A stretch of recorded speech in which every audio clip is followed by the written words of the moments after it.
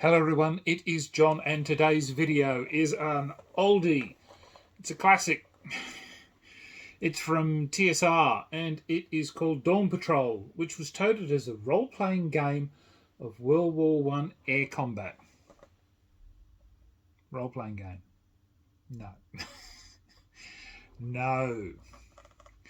Which was a bit of a misnomer, which may have been used to try and get role players to go buy it. In the day. So this was 1982.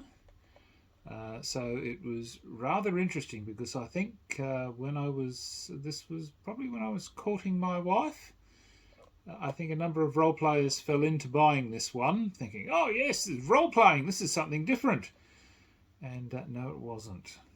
So, but nevertheless, I bought it because it was once again a TSR product.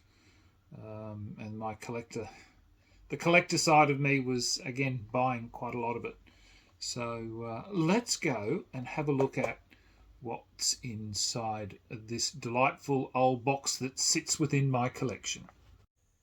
Right, well, let's have a look at TSR's Dawn Patrol. Now, I have a vague feeling that there was another version of this game prior to this boxed, and as usual I do no homework when I do my videos, because all I'm showing you is what's in my collection, and this has been in my collection for a long time. This has got a copyright of 1980, so well, that might just be TSR Hobbies by the looks of it. I can't quite remember, but look, I had this laminated, so there you go. I think this must have been, oh god, this was done in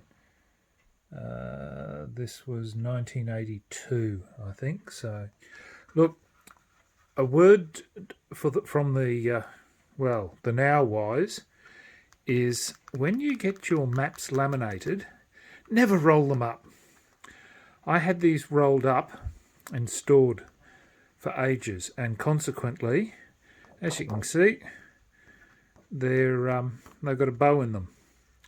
And even though these have now been for, I think, 3 years laid flat, they're still they're still bendy, and they annoy the absolute crap out of me, I can tell you that.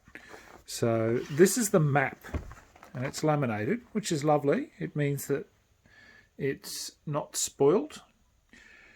This game only has one map, which means that, well, you only get one viewpoint, which really for aerial combat, unless you're going to do ground assault, it doesn't really matter much, I suppose. But look, this is the box. The box is in pretty good condition, I must admit, considering. So it shows you what it tells you. So it says here that the game box includes a rule book, playing aids, full colour game board, or map really, specifications for aircraft, dice, and 100 colourful die cut aircraft. Yes. So let's have a look at what is inside. So what have we got? An SE5 versus a, I believe it's an Albatross. I'm fairly sure it's an Albatross. It certainly looks like an Albatross. I could be wrong. Yeah, so here we go. Look at this, I've got everything nicely bagged, which I'm not going to bother taking out. But the aircraft are very nicely, very nice. You've got Zeppelins, or sorry, probably not Zeppelins, but they're certainly barrage balloons by the looks of it. So they're nice. You have artillery pieces, anti-aircraft pieces, machine guns to obviously put on the board for ground. So yeah, so you got balloons obviously for that. So it does not appear that they've included Zeppelins, which is good. So yeah, so they're all the pieces. They're all in really good condition. They're very thin cardboard, so it's cheap. Then you have all the manoeuvre cards. So you would obviously choose what manoeuvres that you're doing, and there's 4 of them for, obviously by the looks of it, for 4 players. These look like the original dice that came with the game. I've never played this game.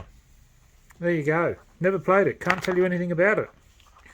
I bought it at the time because, as usual, I think I bought everything that TSR was producing. So the rule book is in really, really good nick. It doesn't look overly complicated. Because I think, once again, I think we were mainly playing Air Force, which was the World War II. I think I had Wings, which was more the one that we may have played, which I don't think I played very much of. I think we were playing more World War II than World War One, and it's